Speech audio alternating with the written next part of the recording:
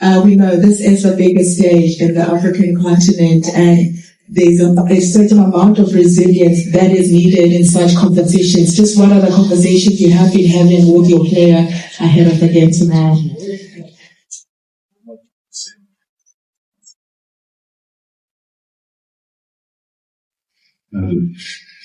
C'est bon? Ouais, merci pour la bienvenue. Nous sommes très heureux d'être là, bien entendu. On sait que c'est la plus grande compétition de notre continent. On est très motivés de faire une figure. Comme à notre habitude, nous avons essayé de bien nous préparer malgré les petits inconvénients causés par le report d'arrivée des joueurs. Mais voilà, on est extrêmement motivés à participer à ce grand événement. Chantal, I'm just gonna pose the same question to you from a player's perspective. Just how are you feeling ahead of this competition and the conversations you're having as a group yourselves? Bonjour à tous.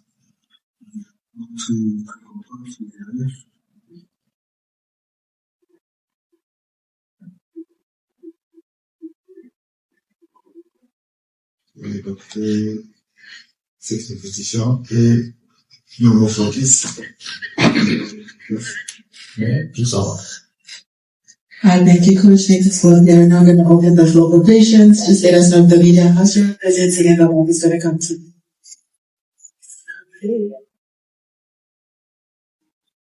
Bonjour Sébastien, Antoine Brognard de Radio France Internationale. Et Pierre Notard, qui était à votre place il y a quelques instants, a dit qu'il s'attendait à une équipe de RDC dominatrice, vraiment qui allait chercher à marquer très vite. En gros, il lui donne le statut favori. C'est une bonne position, ça, favori.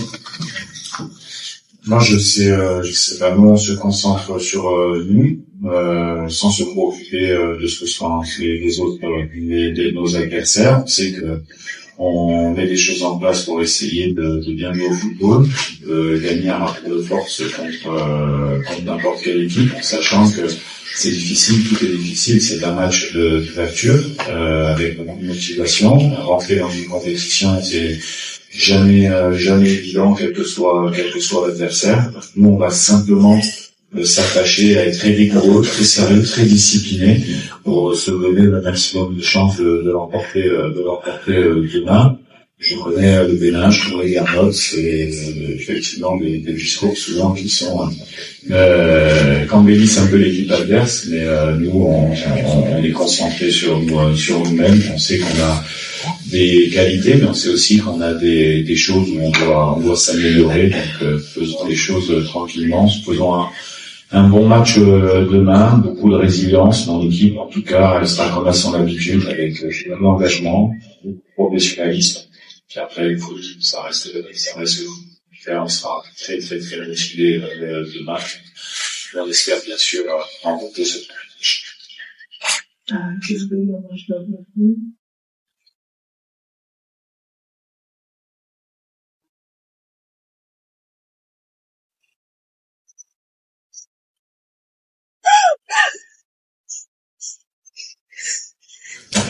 C'est Tison Dombélé, 10e rue télévision de la RDC. Ma question au capitaine Chancel Bemba.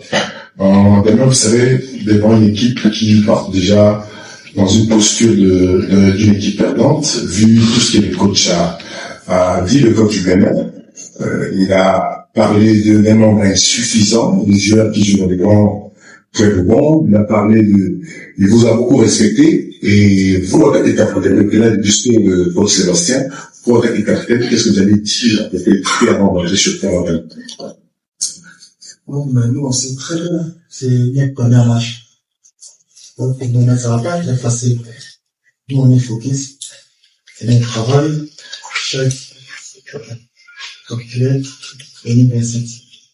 Chaque joueur, il est motivé, il est donné. Tout, c'est au terrain de nous. Pour rien, on continue.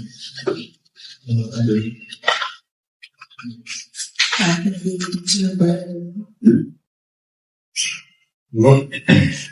Coach, j'ai une question pour vous, s'il vous plaît. C'est la chaîne Christian Cousin. Le football du Québec développe à une grande vitesse. Vous avez terminé lors de la dernière édition la 3e place. Vous êtes remparts d'une Coupe du Monde aux États-Unis, au Canada et au Mexique.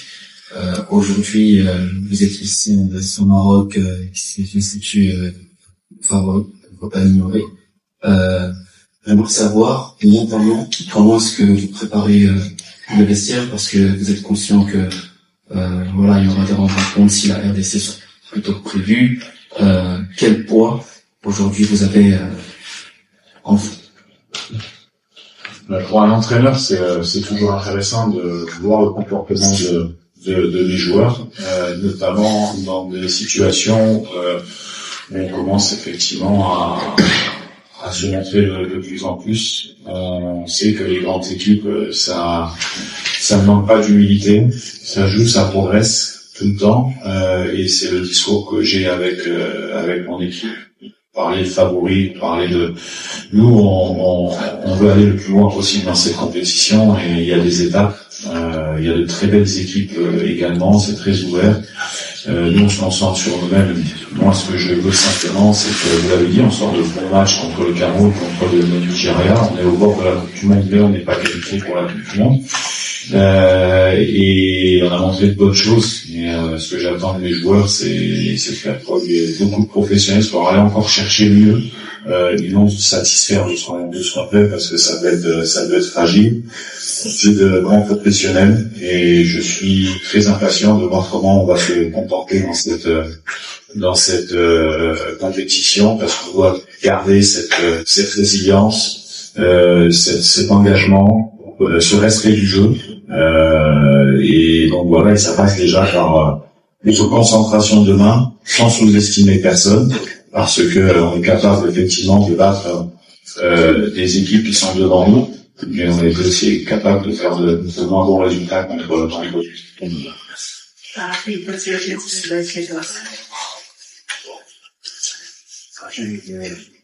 Salut coach.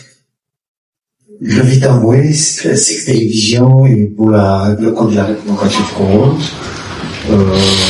Coach,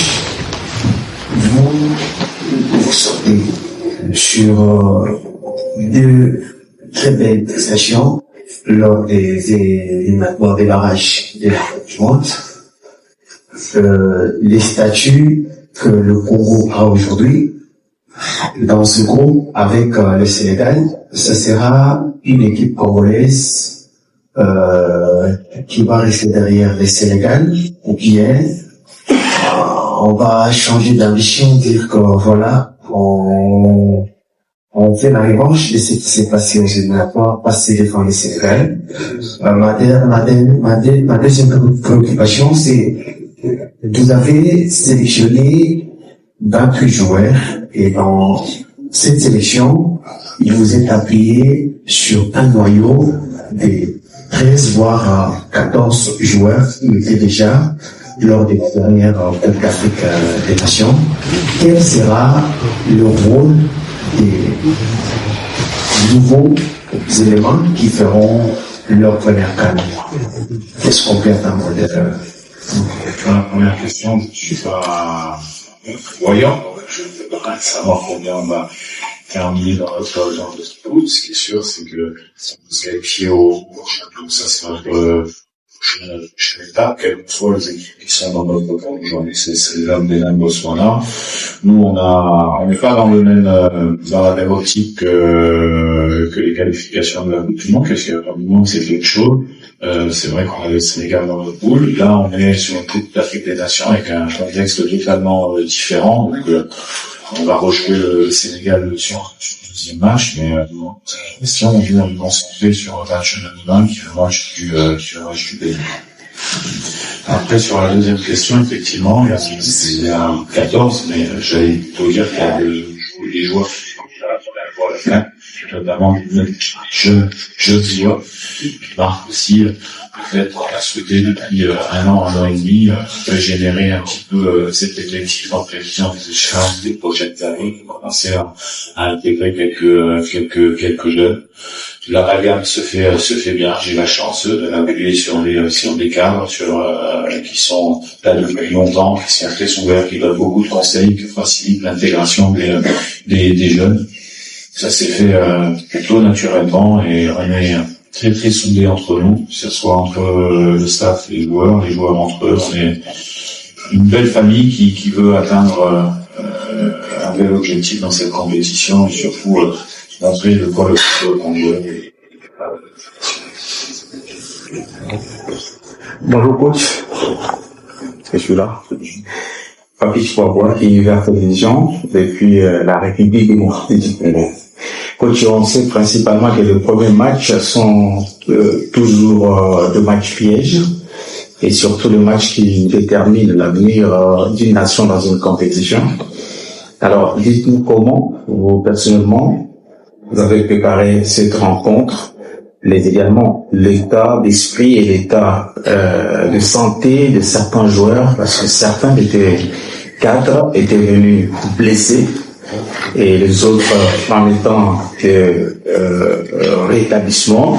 Est-ce que vous avez un groupe aujourd'hui complet et surtout prêt à affronter cette compétition? L'état d'esprit est bon. On a 27 joueurs. Il y aura qu'un seul joueur qui ne sera pas sur la feuille de match, qui sera Simon Delta, qui a encore besoin de quelques jours pour retrouver sa forme. Et tout le monde est arrivé en pleine forme, il n'y a pas de blessés au stage, à part Marius Stoikiens, qu'on a remplacé par Gaël Kakuta. Donc, on a 26 joueurs qui sont à 100% pour répondre à l'appel du coach de la nation pour le match de...